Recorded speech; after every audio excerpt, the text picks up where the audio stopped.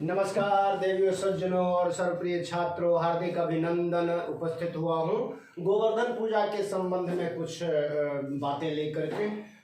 सबसे पहले गोवर्धन पूजा की हार्दिक बधाइयाँ, शुभकामनाएं और सभी पर्वों की ढेर सारी शुभकामनाएं, दीपावली की शुभकामनाएं।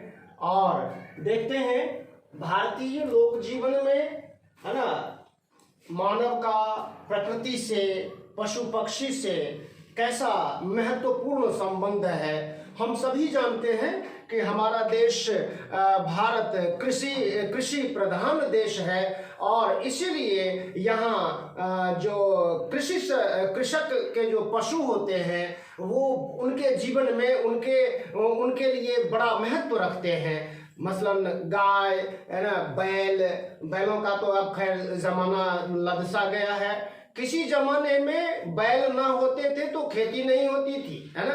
बैल प्रमुख साधन थे खेती के। अब तो उनकी जगह ट्रैक्टर ने ले लिया है ना। टेक्नोलॉजी का जमाना आ गया ना, इसलिए तो गाय का और उसके बैल और भैंस, बकरी, है ना, इन सब का जो भेड़े हैं, बहुत ऐसे पशु हैं जो दुधारू पशु हैं, हमारे लिए, सबके लिए बहुत उपयोगी हैं। और इसीलिए प्रकृति का, पशु पक्षी का भारतीय लोक जीवन में ही नहीं, विश्व लोक जीवन में बहुत बड़ा स्थान है। लेकिन हमारे भारत समाज में, भारत के समाज में, भारत देश में कुछ ज्यादा ही महत्व है। और हम तो उत्सव प्रिय, दुनिया में इतने सारे उत्सव तो शायद किसी और देश में मनते ही नहीं जितने उत्सव, जितने त्योहार हमारे यहाँ मनते हैं, मनाए जाते हैं। तो ये एक खास बात है हमारे देश की। तो इसकी एक पौराणिक कृष्ण भगवान के युग में जब एक बार की घटना है, जब वो अपने गौओं को चरा रहे थे, उन्होंने एक बार देखा कि लोग ब्रज में इंद्र की पूजा करने के लिए बहुत सारा आयोजन कर रहे हैं, तैयारियां कर रहे हैं। तो बालक कृष्ण ने अपनी मैया से पूछ लिया कि हम इंद्र की पूजा क्यों करते हैं। उन्होंने बताया कि हम इसलिए पूजा करते हैं कि क्योंकि वो वर्षा देने वाले देवता हैं। वो वर्षा करते हैं तो हमारी कृषि होती है, हमारी गौओं का के लिए चारा होता है, अन्न होता है, इसीलिए हम उनकी पूजा करते हैं, इंद्र भगवान की। फिर क्या था, भगवान श्री कृष्ण बालमती, है ना, उन्होंने कहा कि उसकी पूजा हम नहीं करेंगे। तो इस तरह से जो है देखा, फिर इस तरह से जब करते हुए कृष्ण भगवान ने कहा कि ऐसे भाई मत करो। तो जब वो गाँव चला रहे थे और जो गोपियां बहुत सारे ग्वाल बाल थे वहां पर, तो अचानक से घनघोर वर्षा होने लगी। 7 दिनों तक उन्होंने, भगवान श्री कृष्ण ने गोवर्धन पर्वत को अपने इस छोटी वाली उंगली पर उठाए रखा, है ना, 7वें दिन नीचे धरती पे रखा। और तब तक जो घनघोर वर्षा हो रही थी, तो उस वर्षा से उसी पर्वत को उठा करके उन्होंने जो है सबको उसके नीचे रख लिया। सभी सुखपूर्वक रहे और किसी को कोई तकलीफ नहीं हुई वर्षा की वजह से।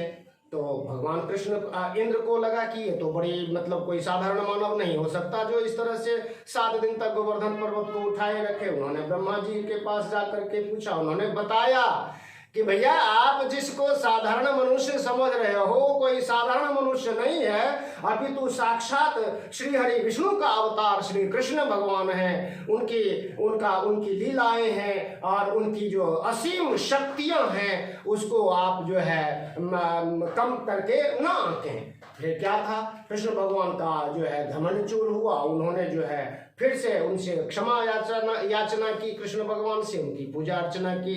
तो तब से जो 7वें दिन, जब वो था कार्तिक शुक्ल प्रतिपदा, यानी कि दीपावली के जस्ट अगले दिन, है ना, उसमें वो तिथि शुक्ल पक्ष आरंभ होता है और पहली प्रतिपदा तिथि होती है, प्रथमा तिथि होती है। तो उस दिन उन्होंने पर्वत को रखा और लोगों को वहाँ ब्रजवासियों को कहा कि आज से गोवर्धन पर्वत की पूजा करो। तो गोवर्धन ब्रजवासी आज भी गोवर्धन की पूजा करते हैं। और अन्नकूट, इसका एक नाम अन्नकूट भी है। बहुत तरह के अन्न, इसके मिश्रण से, है ना, मिठाइयाँ और पकवान बना करके पूजा की जाती है। और आते हैं, देखते हैं ये तो कृष्ण भगवान इंद्र और ब्रजवासी की बात हुई, है ना। हमारे यहाँ, हमारे देश में गाय एक ऐसा प्राणी है, ऐसी प्राणी है जो बहुत ही महत्वपूर्ण है भारतीय समाज में, किसान के लिए, सबके लिए। उनका पूजन गाय बैल जो कृषक होते हैं, हमने देखा है बचपन में, अब भी गांव ग्रामीण समाज में तो विशेष रूप से, है ना, पशुओं को नहलाया जाता है विशेष तौर पर, है ना। उनके सींगों में घी लगाया जाता है, मालिश की जाती है, पूरे शरीर की साफ सफाई की जाती है, साजो सज्जा के लिए गले में घंटियां, वो घुंघरू टाइप के उस तरह से बांधते हैं, नई रस्सियां, रंग बिरंगी रस्सियां जिनके पास है वो गले में बांधते हैं। तो सुंदर बनाने के लिए कोई कोर कसर नहीं छोड़ी जाती। उतना ही नहीं, पशुओं को एक विशेष प्रकार की घासों से बना हुआ जूस होता है, जो जूस भी पिलाया जाता है। मैंने देखा है ना, उसको पकड़ करके उनके मुंह में बांस का वो बना होता, उसमें भर करके उसमें उसके माध्यम से पशुओं को वो पेय, वो जूस पिलाया जाता है ताकि उनका स्वास्थ्य उत्तम रहे। गुड़ खिलाया जाता है, चने और तमाम तरह के पकवान, रोटी वगैरह, है ना, विशेष रोटी बना करके, रोटी क्या रोटा, वो मोटी रोटियां बना करके खिलाया जाता है। तो ये तो इस तरह से तो पशुओं का आदर सत्कार किया जाता है भारतीय समाज में किसानों के द्वारा। और गाय का एक वैज्ञानिक महत्व भी है। हम सभी जानते हैं कि गाय का जो श्वसन क्रिया है गाय की, वो ऑक्सीजन लेती भी है और उत्सर्जित भी ऑक्सीजन ही करती है। दुनिया में अन्य कोई प्राणी नहीं है जो ऑक्सीजन ले करके कार्बन ही सारे उत्सर्जित करते हैं। हम सभी जानते हैं, मानव समेत दुनिया के तमाम जीव जंतु ऑक्सीजन लेते हैं और कार्बन छोड़ते हैं।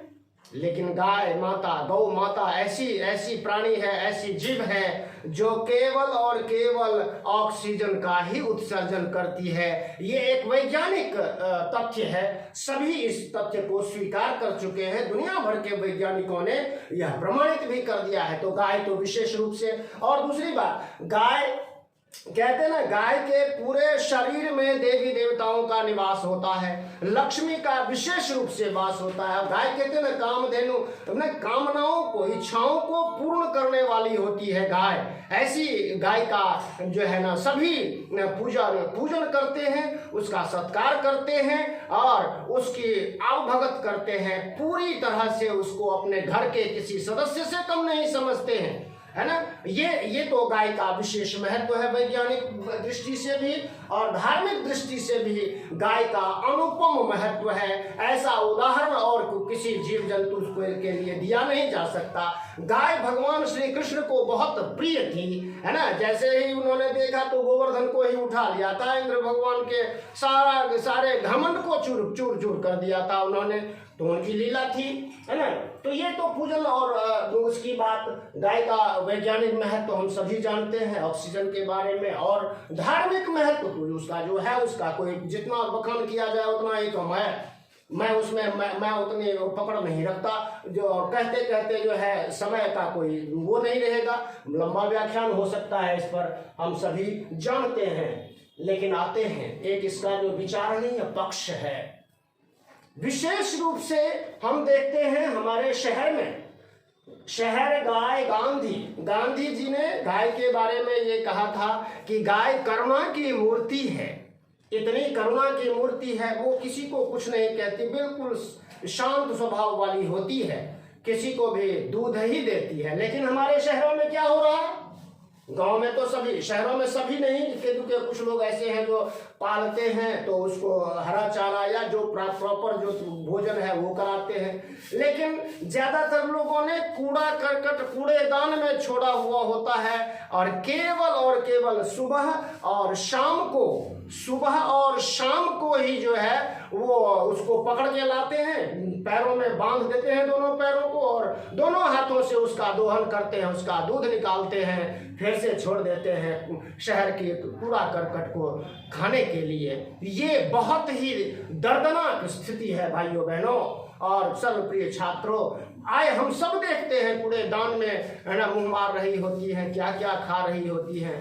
मुझे याद है, अच्छा क्या होता है, अगर बछड़ी हुई, गाय ने जो बच्चा दिया अगर बछड़ी हुई तो उसकी तो थोड़ी बहुत उसकी तो सेवा हो भी जाती है, उसको तो थोड़ा बहुत दूध पिला भी देते हैं। लेकिन अगर बछड़ा हुआ तो शहर में उसकी क्या उपयोगिता है जी, बस उसको तो उसका भी दूध पी जाते हैं खुद दूह करके, बच्चे को भी ठीक से दूध नहीं पीने देते, है ना। और फिर वो बच्चे जब थोड़े समय 4-6 महीने के बाद पॉलीथीन खा करके, कूड़ा खा करके वो इतना पेट लटक रहा होता है उन बच्चों का, ऐसी गायों का, और बेचारों की दर्दनाक स्थिति होती है, मृत्यु तक होती है, पेट फटने की बहुत ही विभत्स स्थिति में जो छोड़ी हुई है गाय को, उसकी संतान को। ये शहर के ऐसे जो गौपालक हैं उनको ये शोभा नहीं देता। उनको सोचना चाहिए भाई, अगर आप रखने की जगह है, हरा चारा खिला सकते हो तो रखो ना, है ना। कूड़ा करकट पॉलीथीन खाने के लिए छोड़ा हुआ है और पता नहीं क्या क्या आप दोहन की केवल और दोहन करते हैं, तो ये चीज एक शर्मनाक है। और इससे जो है हमारा देश कहते हैं ना, गौ हत्या बंद हो, गौ सेवा करो, पहले गाय की स्थिति को सुधारो। शहरों में तमाम झुंड बना करके सड़कों पे कूड़ेदान में इधर उधर घूम रही होती है आवारा की तरह। तो ऐसी स्थिति, और दोहने सभी मालिक है, पता नहीं, वो कानों में कहाँ छेद कर करके डाला हुआ है कि ये मेरी गाय है, ये मेरी गाय है, लेकिन वो सिर्फ और सिर्फ दूध के लिए है और किसी के लिए नहीं। सेवा भाव या उसका कोई उसकी परवरिश सही से हो, ये जज्बा नहीं है किसी के अंदर। ये एक विचारणीय पहलू है, तो इससे बचना चाहिए सबको। धन्यवाद, नमस्कार, सबको बहुत बहुत शुभकामनाएं, है ना। पूजन विधि, और इसमें एक गोवर्धन का एक आकृति बनाते हैं, गोबर से आकृति बना करके फिर उसको पूजते हैं सिंदूर वगैरह लगा करके, और इस तरह से गोवर्धन पूजा संपन्न होती है। Thank you for watching. जिन लोगों ने अभी तक चैनल को सब्सक्राइब नहीं किया है, प्लीज सब्सक्राइब कीजिए, लाइक कीजिए, शेयर कीजिए, कमेंट कीजिए। थैंक यू ऑल, अनेक शुभकामनाएं। जय हिंद, जय भारत, जय भारती, नमस्कार।